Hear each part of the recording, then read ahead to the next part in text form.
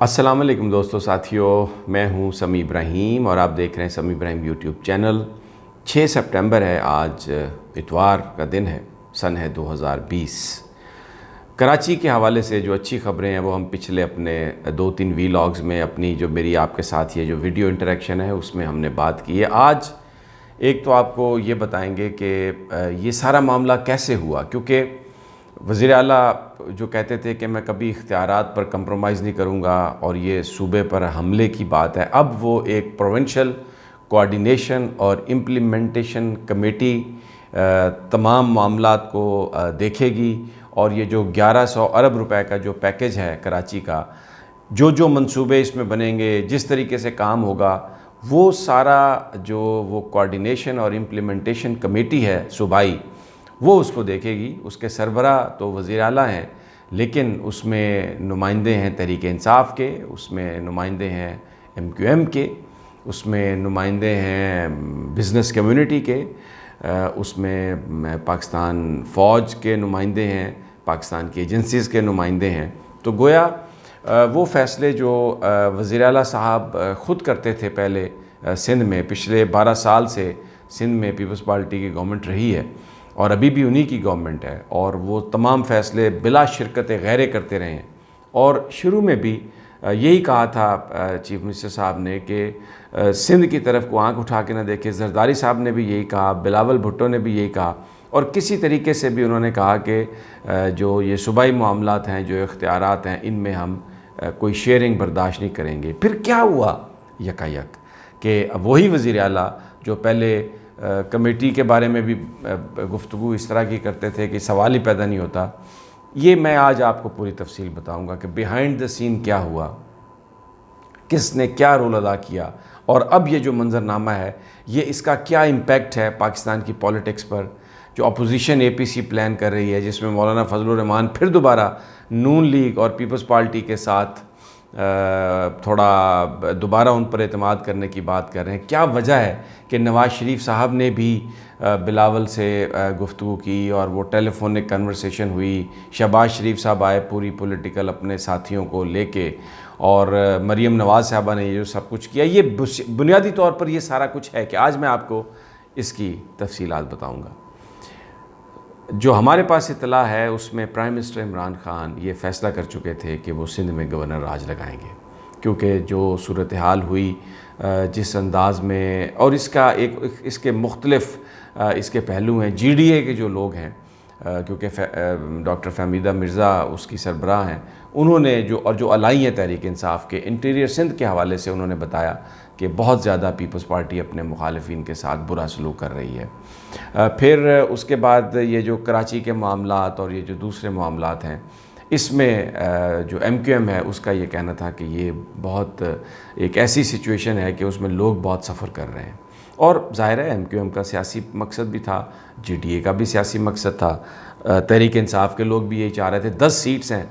قومی اسمبلی کی کراچی میں، اور تحریک انصاف نے اپنی رپورٹ میں یہ کہا، ان کے ممبران نے کہا، علی زیدی صاحب نے، فیصل وابڈہ صاحب نے، کہ جی یہ پیپلز پارٹی کوئی شیئرنگ نہیں کرتی، کہیں پہ ڈیولپمنٹ جو پروگرام ہے تحریک انصاف کو کچھ نہیں ہوتا تو گورنر راج لگائیں۔ پرائم منسٹر نے یہ فیصلہ کر لیا کہ میں گورنر راج لگاؤں گا۔ یہ معاملہ انہوں نے سٹیک ہولڈرز کے ساتھ بھی ڈسکس کیا، طاقتور لوگوں کے ساتھ بھی یہ معاملہ ڈسکس ہوا، جس پر انہوں نے کہا کہ آپ ہمیں ایک موقع دیں، ہم جو گورنر راج کا جو نفاذ ہے یہ اچھا میسیج نہیں جائے گا۔ جس پر ایک بہت پاورفل آدمی کی میٹنگ ہوئی جناب آصف علی زرداری سے 2-3 ہفتے پہلے، اور پھر مراد علی شاہ صاحب وداؤٹ اینی شیڈیول پہنچے اسلام آباد اور آصف علی زرداری صاحب سے ملے، اور پھر اس کے بعد وہ وزیر اعظم سے ملے اور اس کمیٹی کے قیام پر رضامند ہوئے، جس میں تحریک انصاف اور MQM کے نمائندے شامل کیے گئے۔ پھر اس کے بعد یہ کراچی کی جو بارشوں کا سلسلہ شدید آیا دوسرا، تو اس پر یہ کہا انہوں نے، حکومت نے، کہ پیپلز پارٹی کی جس پر پرائم منسٹر عمران خان اور پیپلز پارٹی کے درمیان انڈائریکٹ پھر دوبارہ رابطہ ہوا۔ آرمی چیف بھی یہاں پر آئے اور بیٹھے رہے کراچی میں، انہوں نے پوری میٹنگز لیں، سب کچھ ہوا۔ جب یہ بتایا گیا پاکستان پیپلز پارٹی کو کہ گورنر راج لگ جائے گا سندھ میں، تو یا تو آپ اختیارات میں شیئر کر لیں معاملات کو اچھا کرنے کے لیے، ابھی بھی جو کمیٹی ہوگی اور بظاہر جو فساد ہوگا اس میں سربراہ چیف منسٹر ہی ہوں گے، اور پیپلز پارٹی کا جو سیاسی اقتدار ہے اس کو کوئی بہت بڑا خطرہ لاحق نہیں ہوگا، لیکن وفاق کی اور جو دوسرے سٹیک ہولڈرز ہیں اور دوسری جو اربن جو پولیٹیکل جماعتیں ہیں اس کی شمولیت اس کوآرڈینیشن کمیٹی میں بہت ضروری ہے، جس پر پیپلز پارٹی نے ایگری کیا، شرط ایک لگائی کہ ان کو سیاسی طور پر تنہا نہیں کیا جائے گا۔ ذرائع ہمیں یہ بتا رہے ہیں کہ پیپلز پارٹی نے یہ بھی وعدہ کیا ہے کہ وہ کیونکہ اپوزیشن کی جماعت ہے مرکز میں، وہ رہے گی اپوزیشن کے ساتھ، لیکن حکومت گرانے کی کسی کوشش میں شریک نہیں ہوگی، اور فیٹف کے جو بل ہے، جو قانون سازی ہے، اس کے حوالے سے بھی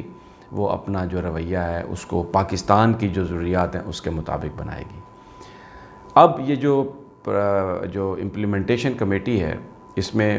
ایم کیو ایم کے نمائندے، تحریک انصاف کے نمائندے، پیپلز پارٹی کے نمائندے،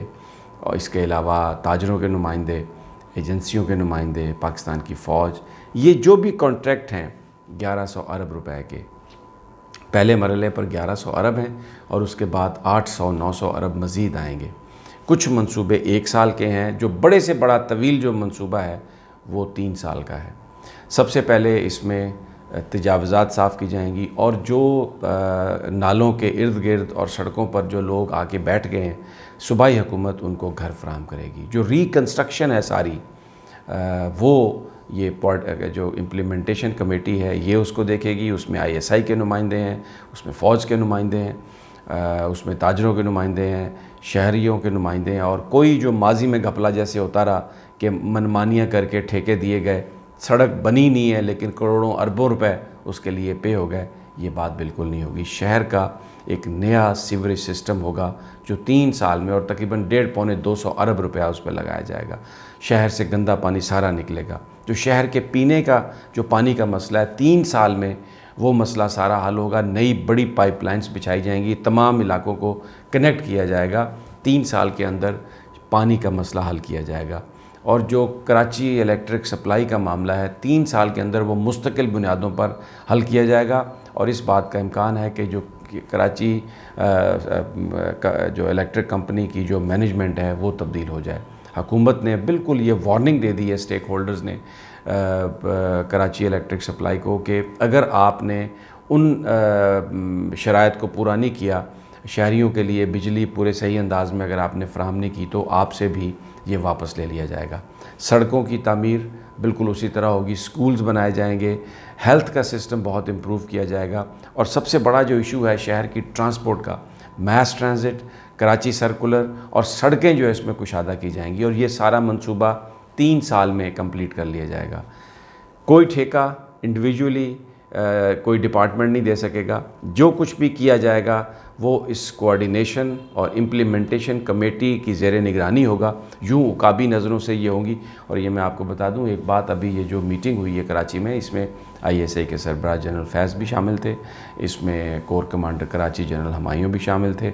ادارے جو ہیں ان کی شمولیت اس میں ہے، اور مراد علی شاہ صاحب کو یہ کہا گیا ہے کہ اگر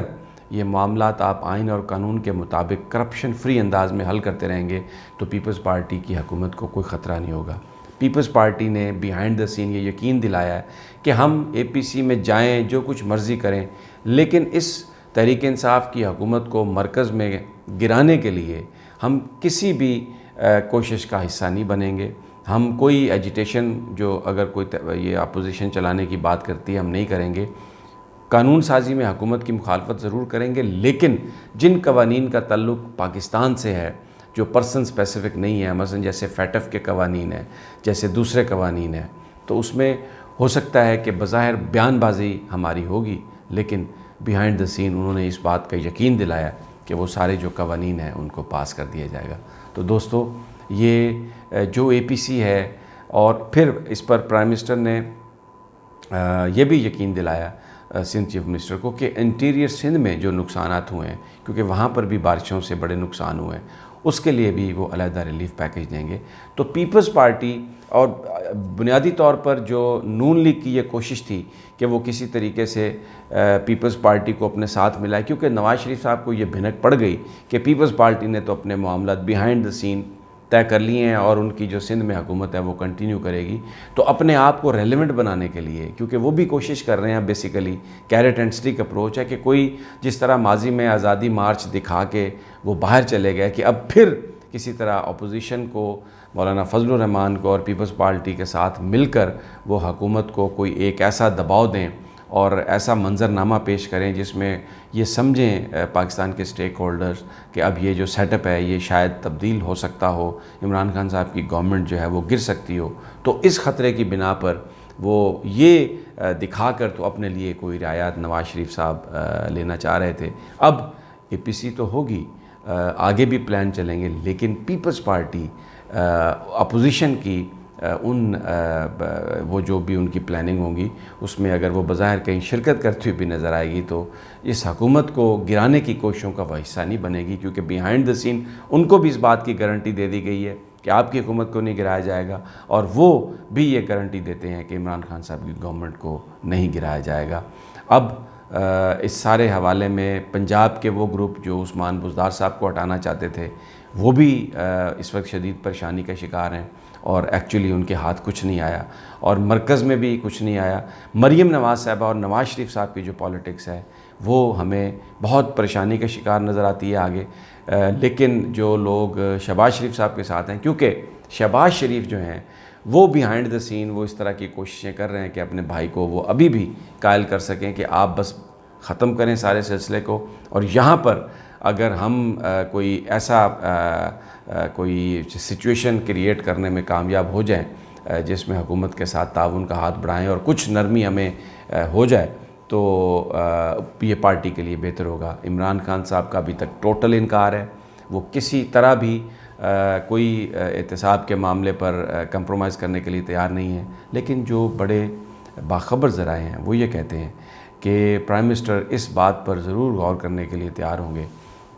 کہ پاکستان کے مفاد کے لیے اگر کسی کو کوئی رعایت دینی پڑے تو اس پر غور کیا جا سکتا ہے، لیکن اس کے حوالے سے اس رعایت لینے کے لیے جو لوٹی ہوئی دولت ہے اس کا کچھ حصہ ضرور پاکستان واپس لانا پڑے گا۔ کیا ہوتا ہے اس سارے معاملے میں آپ کے ساتھ جیسے ہی کوئی انفارمیشن آتی ہے انشاءاللہ جلد شیئر کریں گے۔ اجازت دیجیے تب تک، اللہ نے کے بعد۔